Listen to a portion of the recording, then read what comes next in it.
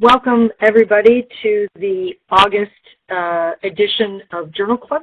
This is Tanya Elliott and Dawn Christensen, and we are going to walk through an article today. I'd like to welcome everyone to the concept of the monthly Journal Club meetings. It's a ICCAC-driven, content-driven club built by the MyLVAD web, which has a lot of great capabilities to enable us to present this material. So thanks to MyLVAD. And this month, we're going to take a little bit of a different twist. We're going to look at the cost of putting in the pump. And I hope to create some dialogue at the end to pull in how we can infuse some care delivery studies into our work so that we can be more thoughtful about the cost of VAD therapy. All right, so I'm going to advance.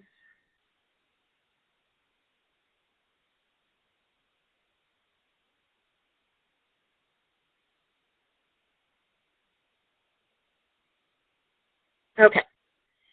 So the article that we're going to review is Orthotopic Heart Transplant versus Left Ventricular Assist Device, a National Comparison of Cost and Survival. It was recently published in the Journal of Thoracic and Cardiovascular Surgery. And I also am going to pull in some information from another article published in JACC, Trends in the Use and Outcomes of Ventricular Assist Devices Among Medicare Beneficiaries from the 2006 to 2011 era. So the second paper came out of Duke, and I became interested in that paper. The surgical director at my program and I were talking about that paper.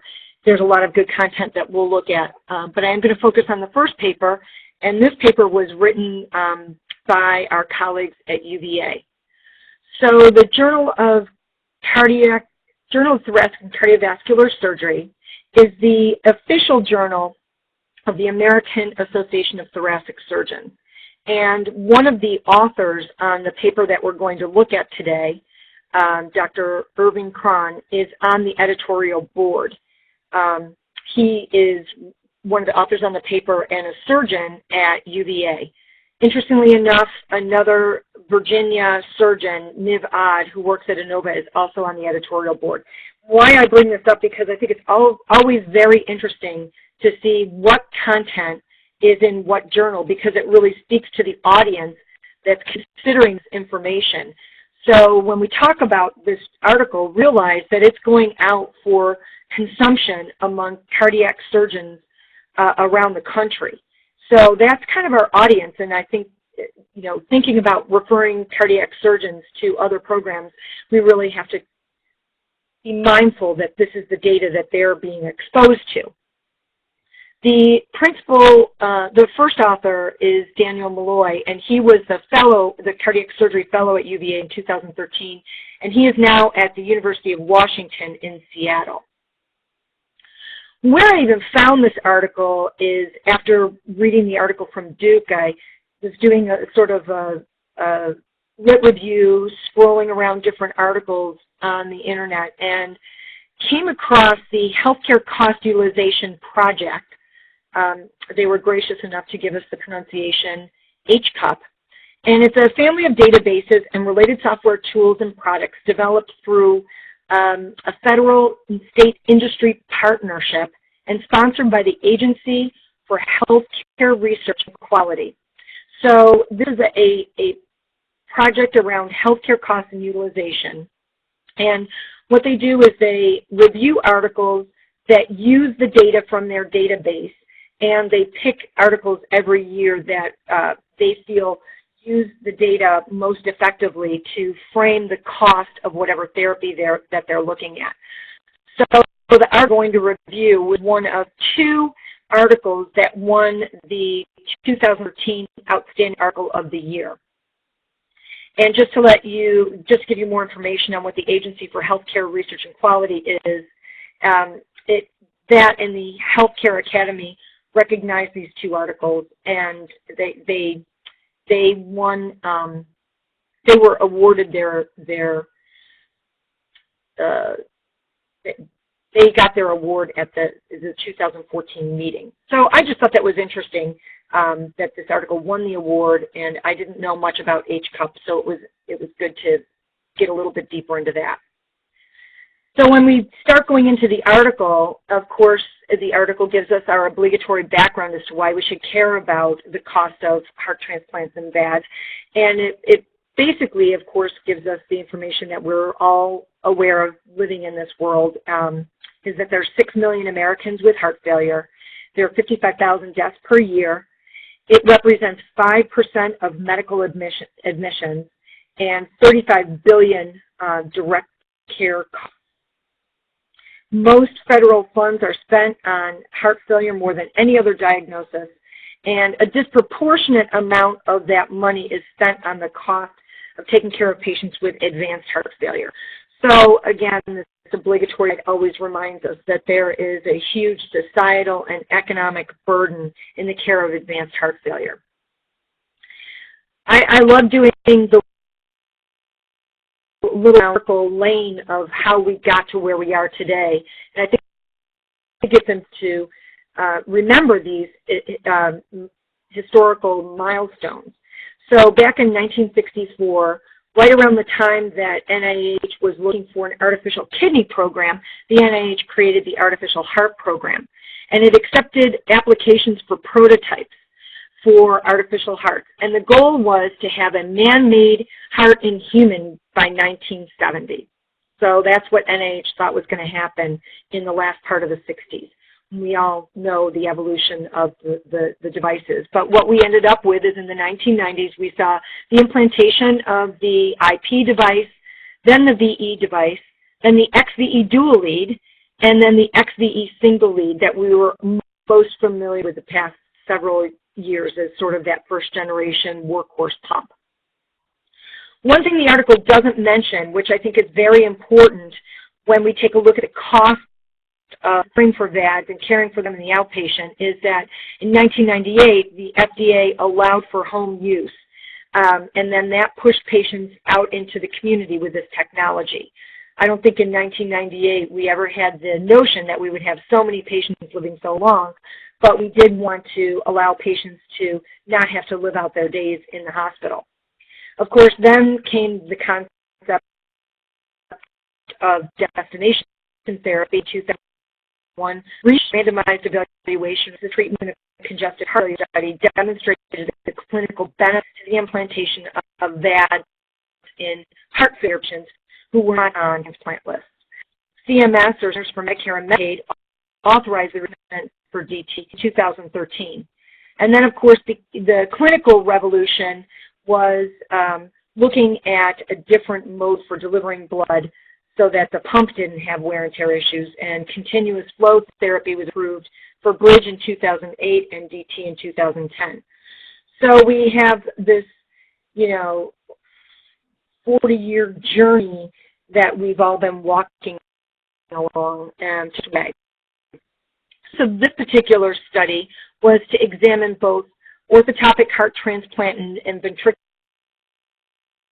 cost patterns in the years surrounding the initial HeartMate 2 Bridge approval in April of 2008 and current trends, and then some thoughts for future. So how did the investigators go about collecting this data?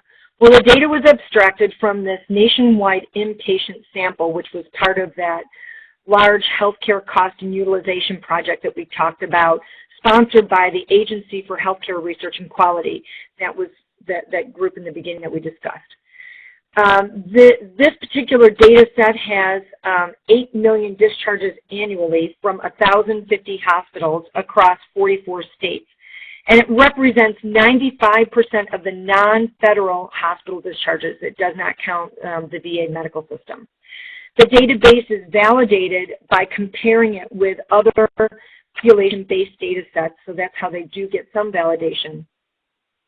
And it is exempt from IRB, the need for IRB consenting, as it's de-identified and not part of driving care decisions through research.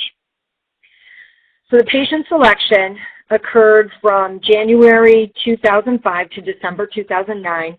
And what they did is they looked at all patients with ICD-9 codes for orthotopic heart transplant, heart and lung, and implantable VAD. And the risk factors were assessed using 30 different comorbid conditions. I think the cost piece is very interesting, and I know Brenda Smith is on, and I know her organization down at Sentara has done a lot of work around understanding the impact of costs and healthcare utilization. And her cardiologist gave a very provocative talk at ISHLT about this topic. So Brenda, if you're on at the end, I'd love to have you chime in. I will, as part of my disclosures, tell you that I am not well versed in understanding the subtleties of costs and charges, but I will describe to you how this particular data set was analyzed. So they took the total charges from healthcare cost and utilization projects. The cost equaled total charges times cost divided by the charge. And the cost-charge ratio came from the annual reports by hospitals to CMS. Specific cost charge was calculated when it was available, and when specific hospital cost charges were not available, it was estimated. But they wanted to be sure that it was understood that this estimated analysis was only utilized 11% of the time. So most of the time they were able to get the data from accurate healthcare cost charge information. Their primary outcomes looked at treatment utilization, in-hospital mortality, cost, disposition, and be aware it only was inpatient data. So, where did this take us? The statistical analysis section was very brief, thankfully so. Again, in the spirit of transparency, statistical analysis is not my expertise at all. So I would not have been the best person to evaluate the appropriate statistical analysis. So in this particular paper, they kept it brief, and I was very thankful for that. And they used the SPSS database to track it. So when they looked at the date range and they looked at the codes, they were able to pull 15,000 plus patients who either had heart transplants or VAD. One thing that they were able to see, and I think this is what we all live, is orthotopic heart transplant utilization was perfectly flat. And this is something that we've all known at transplant centers for the past many years. What we've all also experienced as VAD coordinators is the VAD usage tripled, and the cross point was VAD utilization surpassed heart transplant in 2008. So we really get to the continuous flow era, and that's when more VADs went in and heart transplant. I'm aware right now the majority of usage happened in men.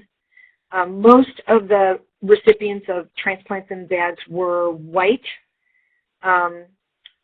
Blacks were slightly overrepresented in the population, as that Black Americans represent 13% of the population, 16% of the heart transplants, and 18% of the VADs. And they didn't really get into too much explaining of why there were slightly more use in the Black population, although probably because Black patients tend to experience cardiovascular disease at a higher rate. There was equal distribution across income quartiles, and when they looked at admission source, 35% of the patients who came in for admissions were categorized as routine. Little important that they were only able to, in this particular database, look at the type of admission it was. Some admissions that they found were, of course, hypertension, fluid and electrolyte imbalances, diabetes, coagulopathy, and renal failure. And if you were able to open the article, it captures the characteristics. And remember, these comorbid conditions were based on were coded because all of this data comes from. So, fabulous news is mortality of people, but the really impressive mortality result was that mortality rates among VAD patients dropped dramatically. So we can really feel great about offering our VAD patients a much better opportunity at having a statistically significant survival to discharge. Remember, this is index hospitalization. The screen's frozen. Stand by. Here are the cost trends. And again, I'll be interested in hearing from everyone how to frame these cost trends. So when you look at these cost trends, they are staggering. I think the first thing it does is it kind of takes your breath away to look at these curves because they're not even linear. They're exponential. Per patient cost, orthotopic heart costs increased by 40%. And there could be a lot of reasons for that, and that increased costs by 17%. Per patient cost usage, the national expenditure tripled. So we went, this is per patient, but when we look at how many patients are getting this therapy, we went from spending $143 million to $479 million on VAD. So the CMS expenditure on VADs quadrupled. And I think this is what's really impressive to consider and why it's important for us as VAD coordinators to see that our colleagues in the cardiac surgery community are seeing this information and how do we explain this? Because I think that this is our duty to explain why these curves look like this. The other interesting figure that I thought was figure 4, which if you have the article, it's on page 572, and it's what was the disposition of the patients that came out of orthotopic heart transplants and VADs. So if you look at how the orthotopic heart transplant patients were discharged, and you look across the broken down by bar graphs by year, there is an increased utilization of home health, SNF, and short-term hospitalization. And again, if you look at VADs, there's an increased use of home health and rehab. A lot of this, in my opinion, and I want to kind of throw this out there for consideration, is especially for the VAD population, to me this is applauding VAD coordinators who became very instrumental in getting resources that patients who go home with very highly technical complicated discharge plans go home with. We've been able to get a lot of our outpatient community colleagues in service. So part of the reason I think that the utilization increases is hats off to all of us who are out there making sure that home health companies know what they're doing. And I think this helps to decrease length of stay. So I thought that was really important for us to think if that might be one of the factors. One of the limitations to this study was that it just included the index hospitalization. They were unable to sort which VAD patients went on to transplant, and therefore it may underestimate the per patient cost. And of course, there could be some sampling variations to the database that they used. One piece that isn't framed well is that there's no quality of life data. And another piece that they were unable to get their hands on, of course, is the Intermax data because this was all based on coding and billing data. So clinical data like quality of life and Intermax obviously were not part of what they looked at. Very quickly, just to kind of pull in another set of data from the Duke paper, because they were also looking at Medicare claims, and they looked at basically about the same time period in VAD patients only from 2006 to 2011. There were about 2,500 patients. VAD patients in this VAD-only cohort had higher incidence of comorbid conditions, and that may make a lot of sense because the other data set crossed heart transplant and VAD patients together. The number of implanting centers in 2006 was 63. The number in 2011 was 103. And the number in 2014 is greater than 120. So as we see the explosion of VAD centers, I think it's really important that we're looking at these data. Why I throw this out there is what was interesting to me is the Duke team classified low-volume centers as putting in 1 to 3 pumps a year, and high-volume centers as putting in over 10. And I think we all know that high-volume centers now probably put in 70 pumps a year. So I think that was very interesting. The readmission rates stayed really flat from the mean Medicare payment was also flat. Resources necessary to care for this VAD patient population are likely to be concentrated at big VAD centers. So really where the Duke team came away from looking at their data was to say that patients did better, had better mortality, had better survival rates at higher patient per year hospitals. And that kind of data is important to consider, which was not looked at in the other data set. So this came out in JACC this year in April.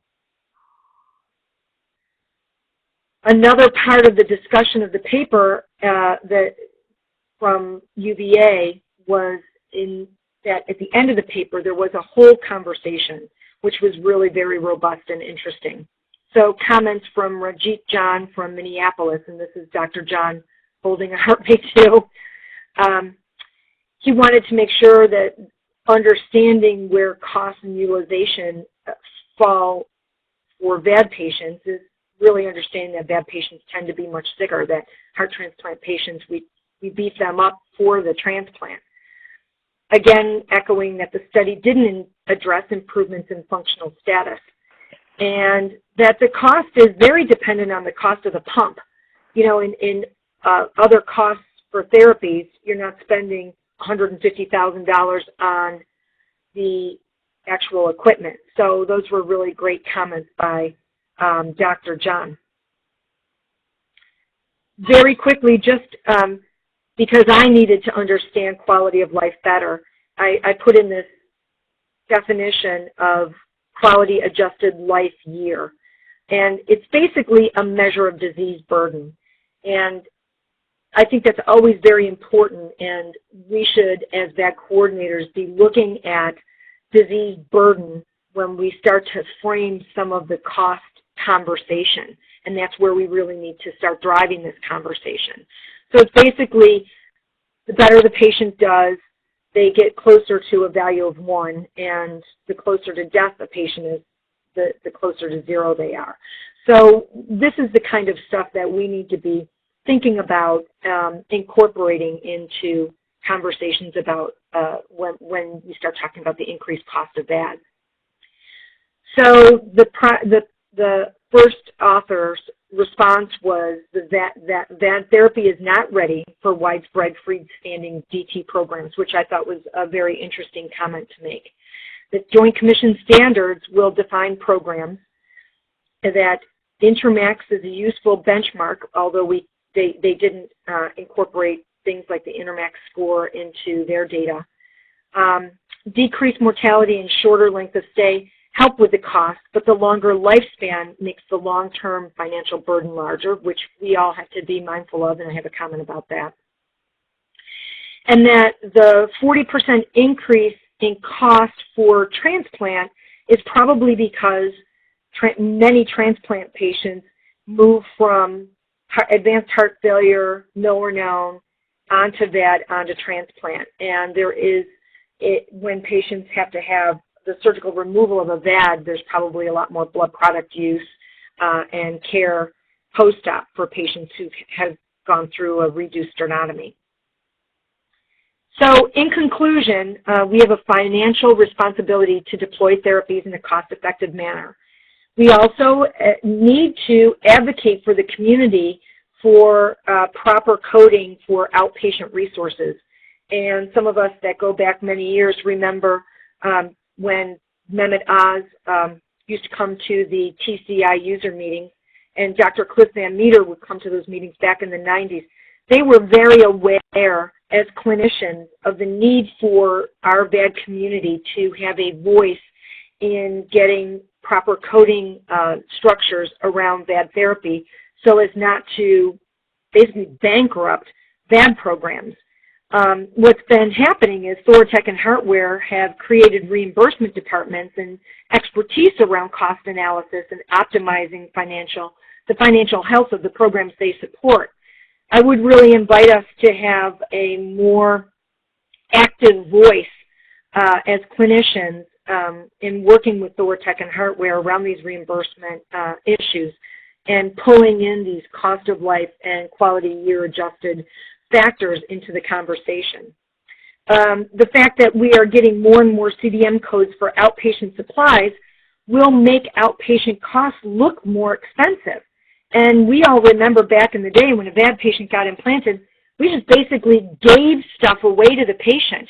When you use coding as a way to gather data, the more codes we create around capturing costs, capturing money back to the program, the more expensive it's going to look. And it really is more expensive for the insurance company and more cost effective for the financial institutions. But we need to realize the more CDM codes there are, the more expensive it's going to look.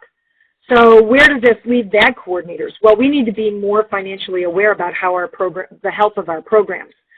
We need to be aware of DME usage, and that's a conversation for all of us to have, as DMEs do drive up the cost of outpatient care. We need to incorporate the impact of the VAD on their care and quality of life research and caregiver burden research. And we need to be more mindful of things like, we just had a conversation this morning for the ICCAC board on warranty information, recognizing that when stock hits your shelves, that's when the VAD companies start their clock on their warranties, not when you give it to the patient. And there are so many little things VAD coordinators do and control inside the program that can make the program more cost effective. We need to educate each other on what those factors are so that when we talk about, when we look at these slopes going up in the cost of VAD care, we can say, yes, and now we have more CDM codes, and now we can be more mindful of warranties. And all of those factors rolled into how VAD coordinators can have a bigger voice in framing what that cost is. And with that, we have a couple of seconds left for questions, and I hope this gets people's mind churning and conversations happening, and I'll open it up if there are any questions or comments.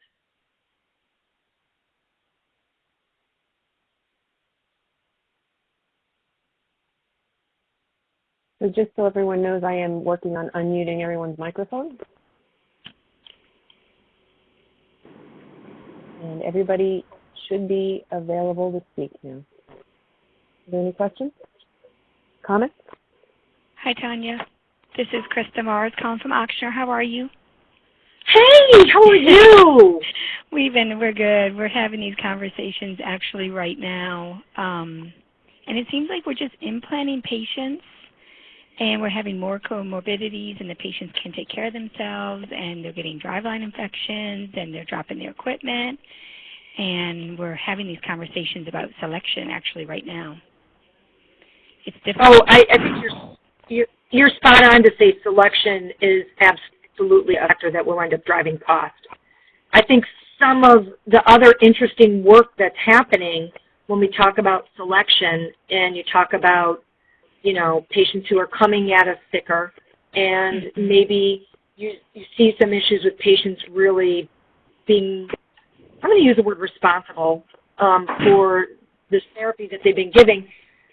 There are a lot of psychosocial factors that are really hard to quantify. And there's some great studies that I know, I think it's Stanford and MCV are doing on coming up with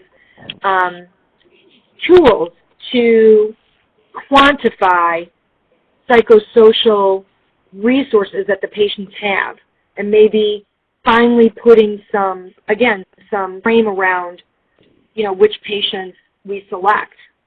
Or if we do decide we're going to go ahead and take a chance on a patient without a lot of resources, without a lot of prior track record for compliance, we take on some risk, and we might be able to shape that conversation better, because I think, Krista, you're spot on. It's a tough one.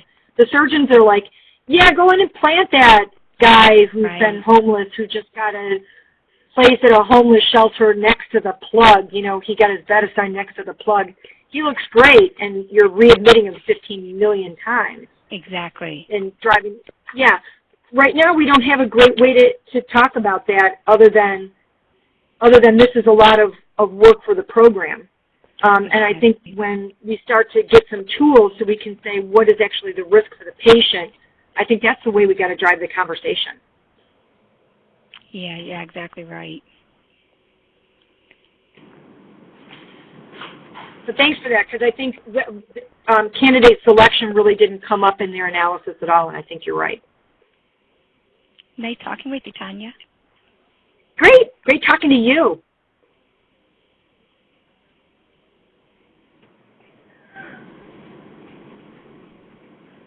Any other questions or comments before we end?